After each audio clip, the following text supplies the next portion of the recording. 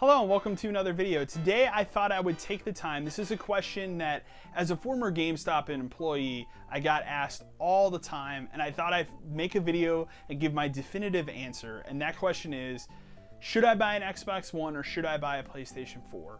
Now, I'm not going to give you the direct definitive answer, hey, this system is better than the other one, because both systems have their ups and downs, both have their strengths and weaknesses, and I thought I would make a video explaining what those strengths and weaknesses are. I own both an Xbox One S and a PlayStation 4 Pro, which I will show you guys right here.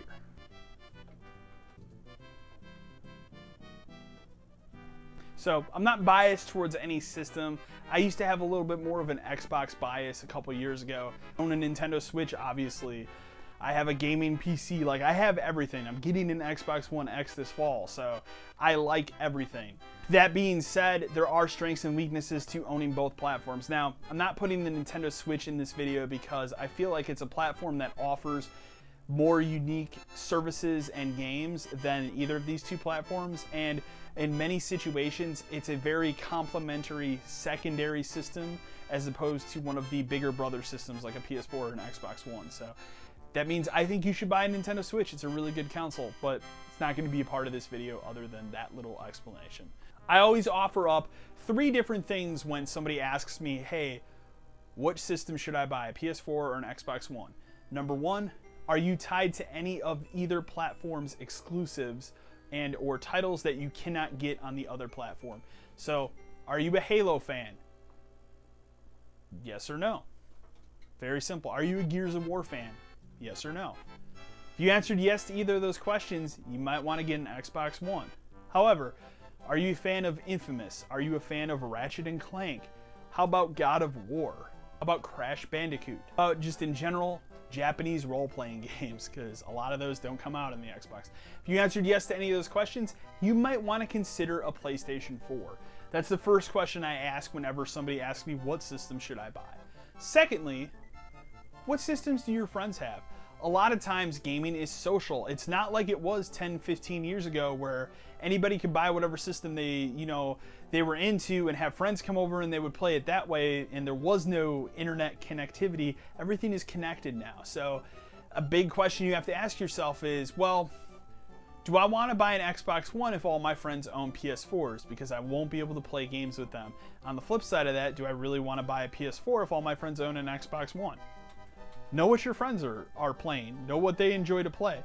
Another question you have to ask, are the games that they are playing something you're interested in? If all your friends own PS4s and they play Destiny, and Destiny isn't a game that interests you, maybe you want to buy an Xbox One. Thirdly, and the final thing that I always ask people is, and this is a very simple question, what system are you interested in right now? What way are you leaning? And it's very simple, like, you're a person that knows what you want. What's the controller situation for you like? Have you held these controllers in your hand? Do you like a DualShock 4? Are you a fan of how it is? It's a much different controller than the DualShock 3. It's a much better controller than the DualShock 3 too. Or are you an Xbox One controller? Did you like the Xbox 360? You know, the Xbox One controller isn't much different than the Xbox 360 controller, but it does have some noticeable upgrades from it, and it is a much nicer holding controller than the Xbox 360 one. Other thing you have to ask yourself, and this is a minor bullet point, so I don't use it in the 3 big questions I ask, but it's come up more in recent times than it has before, and it's, what was the platform you owned previously? Are you upgrading from a PS3 or a 360? If you're upgrading from a 360, you might want to consider an Xbox One because of backwards compatibility. You know, if there's one thing that Microsoft is doing right that Sony isn't, it's backwards compatibility. Microsoft has done an outstanding job with bringing older titles to the platform from their previous platform. A lot of these games run better. A lot of them have, I think all of them have adaptive V-Sync, so there's no screen tearing issues anymore. You can even play these games online against other people that are playing on Xbox 360, even though you're playing on your Xbox One. It's truly a unique service that the PlayStation just doesn't offer. Now, PlayStation offers a service called PlayStation Now, where you can rent games and play them online through emulation, but the lag is just too bad for anyone to really consider that an option. Now, I know there's some people out there like, well, you know, I rented Uncharted 3 on there and it played fine. It might play fine for you for a little bit, but it's not a viable option. You also want to look at services. Now, both, obviously, you have to pay to play online. You have PlayStation Plus, you have Xbox Live. For me personally, I think Xbox Live is a much better service than PlayStation Plus.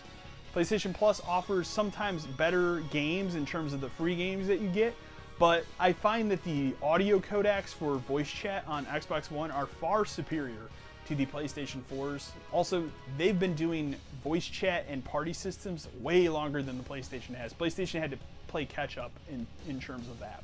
I just find that service much better than I do for the PlayStation, although it's comparable on the PlayStation as well.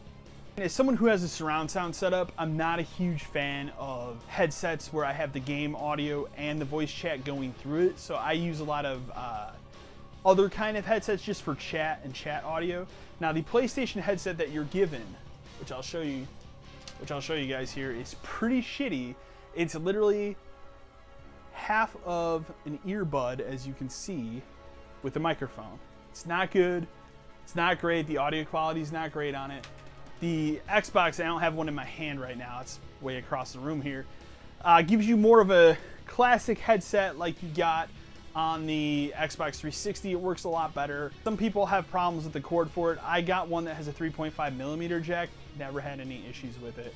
You gotta ask yourself that. Another benefit that the Xbox has right now that PlayStation doesn't have is they have extra services on top of Xbox Live that really take advantage of the machine. PlayStation doesn't have this. Now, PlayStation has PlayStation Now. We just went over that. Xbox has something that they just started in May called Xbox Games Pass. This is a really cool service. For $10 a month, you have access to over 100 games from Xbox One and Xbox 360 that you can then download to your machine and play. It's kind of a Netflix style service. But the key feature here is you are downloading an actual game. You're not playing it through emulation or through an internet connection other than the download. It's really cool. I haven't personally jumped into it yet, but I've been very tempted to. Secondly, they also offer through EA a service called EA Access. EA Access is really cool because it offers you not only discounts on all EA games that you buy digitally, but they just give you free games all the time. So they have something called an EA Access Vault. This service is $5 a month. This is a service I do subscribe to. They offer all their EA games. So they've recently just added Battlefield 1. They've added Titanfall 2. These are two heavy hitters that came out last fall or on this service now. You know, and as long as you're a subscriber paying $5 a month, you have access to these games at all times. It's a really excellent service. I can't recommend it enough. Those are the reasons. Personally, and this is what I'll tell you just from my personal experience, I started this generation as an Xbox One owner. I bought my Xbox One day one. That's the system I jumped in on with my friends. It was a combination of that was the system my friends were buying, that was where the games I wanted to play were, and that was the controller I was interested in. So when you add all those things up, that's what I wanted to play. Now, in more recently, within the last year to 6 months, the PlayStation has become a more interesting machine to me. We've gotten a lot more games that are tailored to what I'm interested in. You know, Persona 5 was a heavy hitter for me. Horizon Zero Dawn was a heavy hitter for me. Nier Automata was a heavy hitter for me. A lot of just really big titles that came out to this machine that Xbox just didn't get. I've also come around on the PlayStation controller. You know, when this machine first came out, I looked at this controller, I looked at the trigger situation here, and I just said to myself, I don't think I can play a first-person shooter that way. I played through Call of Duty Infinite Warfare's campaign with that controller just fine, and I was thoroughly okay with it. I'm getting Destiny 2 on the PS4, which is something I would have told you a year ago I would never do. And I've come more accustomed to the PlayStation controller. Now, for first-person shooters, I still primarily prefer an Xbox controller. It's just what I grew up using, but for everybody else, everybody's going to be different. It's not a bad controller for that. I prefer the PlayStation controller for third-person action games. I'm looking forward to playing Evil Within 2 on my PlayStation 4 for that reason. I enjoyed playing the Dark Souls games on the PlayStation for that reason, and Bloodborne. So, to close this video out, it's really up to you guys what you want to decide if you're somebody out there that hasn't upgraded for some reason yet. Those are the questions you have to ask yourself. Are there any exclusives I'm interested in? What systems do my friends have? Are there any exclusive services or paid services that I'm interested in on one platform over the other? You answer those questions every way you want to, and you make your decision. It's that simple. Hope you guys enjoyed this video. I hope you guys found it informative. As I said, not trying to pick sides between either system here. Just trying to answer a basic question that I had to answer almost every single day that I worked at GameStop. So thought I'd get it out there, share my opinions on it. As always, remember to like, share, subscribe to the channel. And as always, until next time.